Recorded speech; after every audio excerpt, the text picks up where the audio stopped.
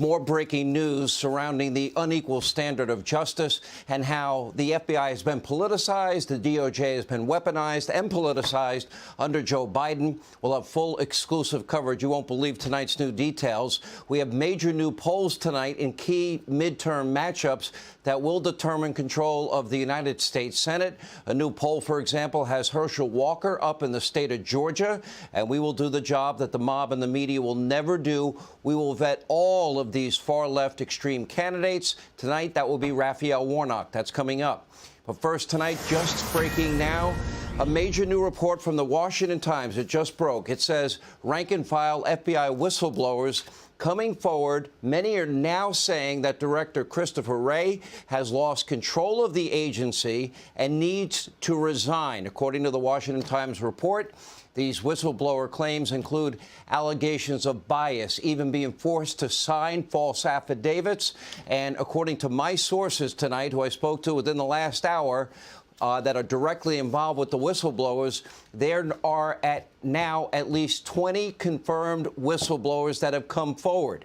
And according to their attorney, quote, I'm hearing from FBI personnel that they feel like the director has lost control of the Bureau. He said they are saying, how does this guy survive?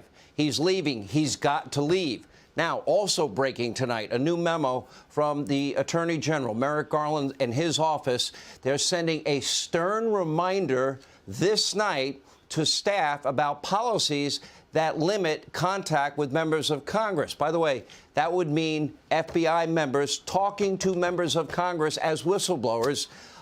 So this letter, obviously, a convenient reminder from the Attorney General of the United States. So the question is he trying to silence these whistleblowers? Because it certainly looks like it at this hour. Now, it also looks like they're trying to pressure these whistleblowers.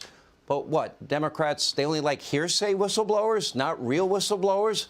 That sounds like intimidation directly from the AG's office. And the AG and the FBI director need to encourage whistleblowers, not silence them, not intimidate them. This sounds like a veiled threat. Let me remind you of the policy about talking to Congress or what? Or else what? You get fired for identifying corruption and abuse of power when they should be applauded if it's true. Now, all of this comes following a major report last night where top FBI agent Tim Tebow was reportedly escorted out of the Washington field office on Friday by 2 or 3 other agents accused of, quote, political bias in handling the investigation of Hunter Biden's computer laptop. And now Tebow, through his lawyer, is now pushing back against the report among growing scrutiny of his conduct. And while Joe Biden claims to care about law and order, while he continues to completely ignore this two-tiered system of justice, the blatant political bias and corruption inside the FBI, the DOJ, his FBI, his DOJ. Take a look. I'm opposed to defunding the police. I'm also opposed to defunding the FBI. Look, there's no greater responsibility for government than ensuring the safety of our people. When Hunter's home gets raided, I hope he feels the same way. Here on this program, we want to be very clear. We condemn all threats and all attacks on law enforcement, not when it's just politically convenient.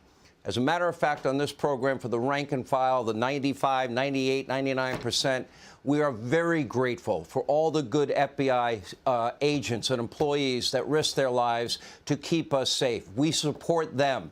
Now, but the FBI is not immune from oversight, and they're not immune from criticism, and they're not immune from having bad apples or being called out for massive agency-wide failures and the failures inside, especially the upper echelon of the FBI. Now, also breaking tonight, we're now learning that amid growing scrutiny of the FBI and the DOJ, that the department is now banning political appointees from partisan events. But I'm sorry, that just isn't good enough, FBI Director Wray and Attorney General Garland. Now, they have done a disservice. Director Wray knew there were problems with the upper echelon of the FBI. When he took over, he should have taken what should be the world's premier law enforcement agency, and he should have cleaned up the politics in the FBI. He didn't do it. And now things are worse with Merrick Garland because he seems to be weaponizing the DOJ, the Biden DOJ. And getting away with everything has now led to more politics or politicizing of the FBI, which, by the way, I predicted would happen many times on this program if we didn't hold the people that abused FISA warrants and used Hillary Clinton's bought and paid for dossier and lied to FISA court judges not once but 4 times to spy on a presidential candidate and a president. Or as the Wall Street Journal editorial board pointed out, why is there one standard for Hillary Clinton and one standard for Donald Trump? Remember, this is now a DOJ that appears hell-bent on finding anything they can use against the 45th president. We saw that in the warrant and the raid at Mar-a-Lago. But it is the same organization that let Hillary Clinton off the hook for mishandling a ton of top-secret classified materials on unsecured private servers because even Jim Comey acknowledged crimes were committed, but no reasonable prosecutor, he said, would bring a case. The same people that let her get away with clear obstruction of justice. She deleted 33,000 emails. Remember, we learned about something called BleachBit, and then devices were destroyed with hammers. Hey, Sean Hannity here. Hey, click here to subscribe to Fox News YouTube page and catch our hottest interviews and most compelling analysis. You will not get it anywhere else.